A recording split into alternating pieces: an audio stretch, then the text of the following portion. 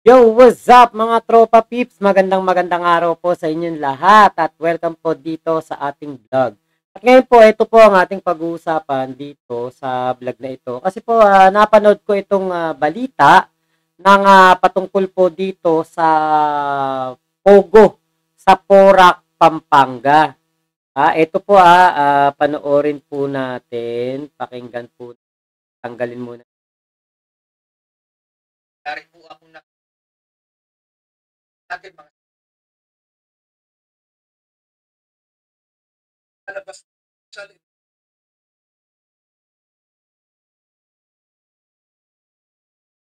itong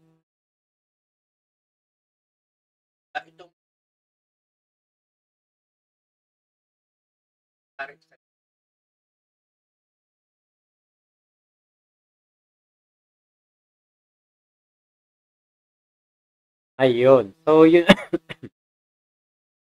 yun po yung sabi nitong si Paok.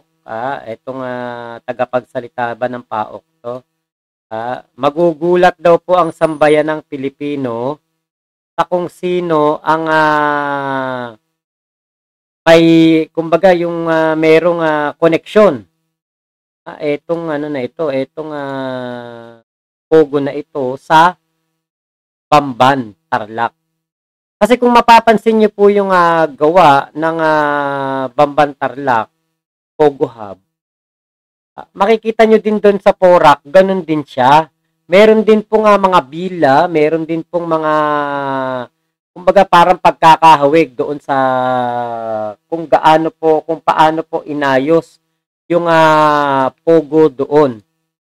Kung ano po yung makikita natin sa Pogo Hub, dyan po sa Bamban Tarlac, ay ganoon din po ang itsura niya sa Porac.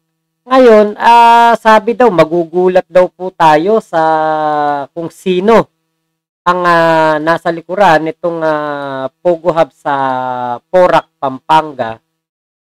Parang nagkaroon ako ng hinala na, teka, baka ang tinutukoy ba nito si Paok meron ding kinalaman dito si Mayor Alice Gu. Kasi ang title po niyang balita na yan, ito po ang title niyang balita na yan eh.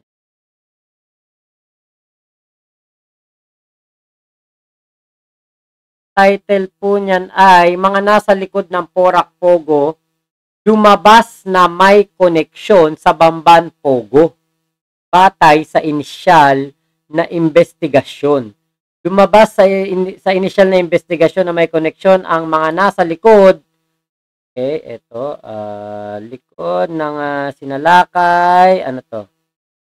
Na Pogo sa Porac, Pampanga, sa Pogo Hub ng Bamban Tarlac. Sabi pa ng mga otoridad, magugulat ang publiko kung sino ang talagang nasa likod nito. Baka mamaya ito ay ang isa sa mga merong kumbaga connection dito sa Porac na Pogo Hub ay itong grupo din ni Mayor Alice Gu.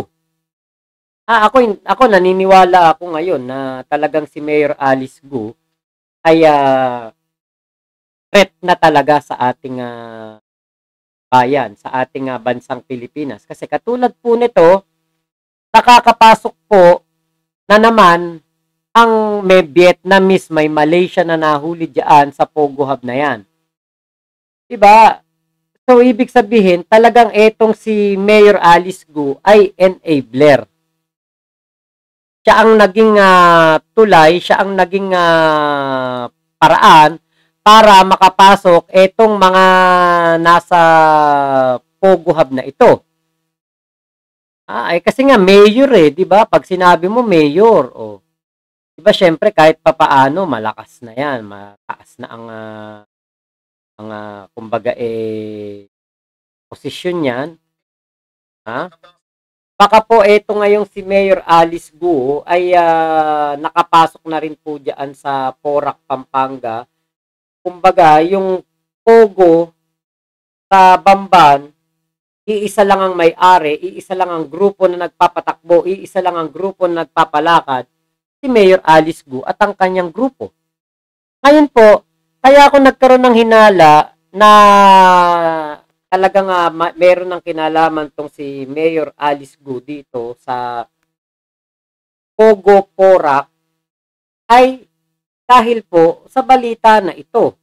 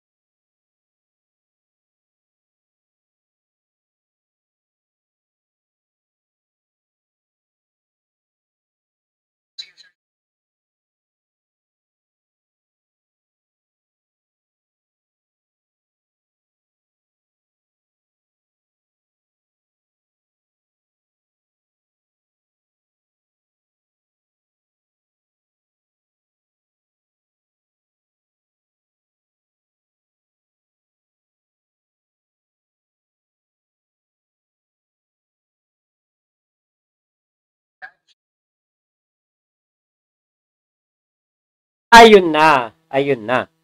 'Di ba? Dinenay na ni Judge.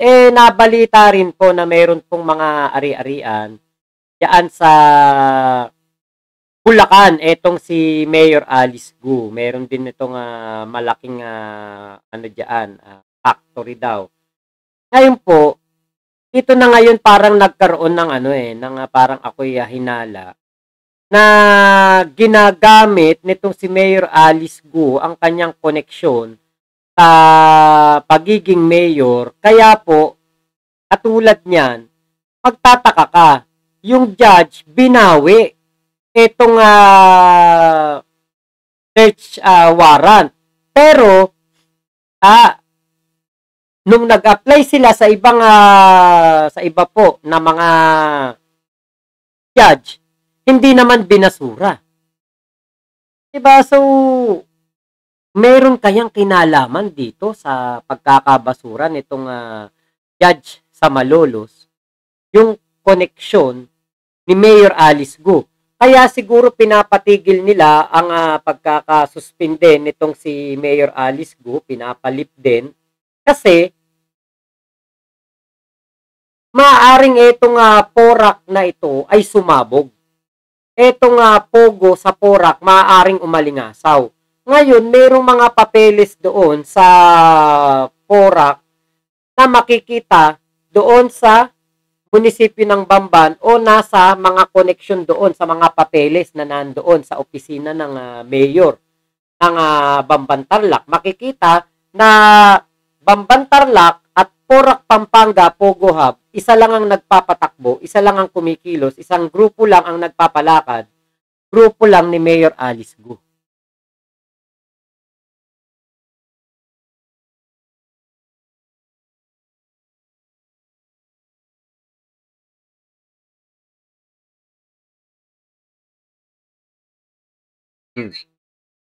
Nakakuha po sila diyan. Hindi binasura yung search warrant nila.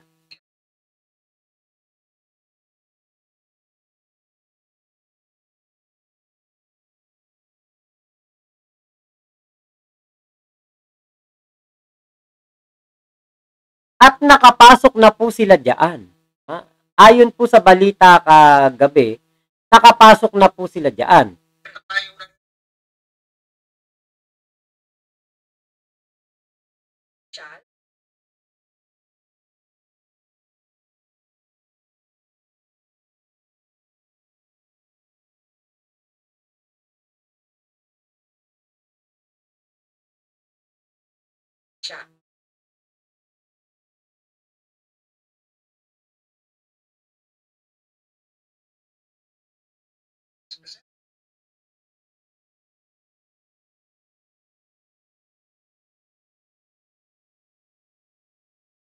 Ayan. Kaya kita nyo, muntik pang makatakas nga yung mga nandiyan eh.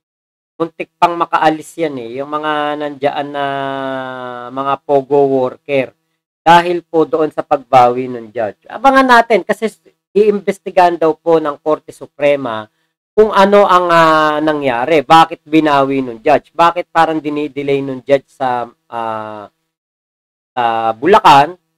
Ito nga search warrant at eventually ay binasura pa.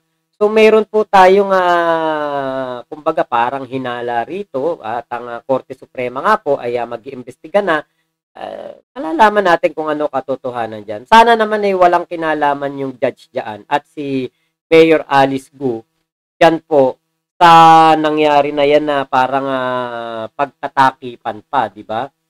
So bumalik po tayo dito sa balita na ito ng GMA na sinabi nga po na magugulat daw po tayo.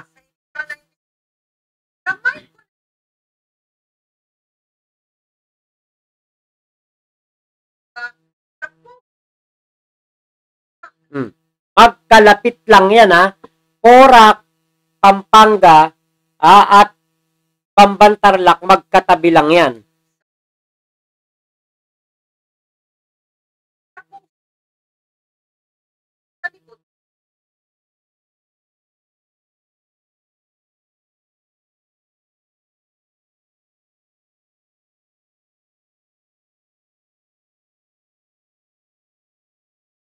Ayan eto pakita ko sa inyo.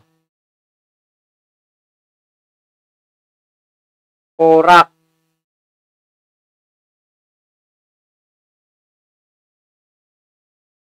Ito po yung Porac, Pampanga. Ito, Porac yan. Porac, Pampanga. Ito lang yung Bamban.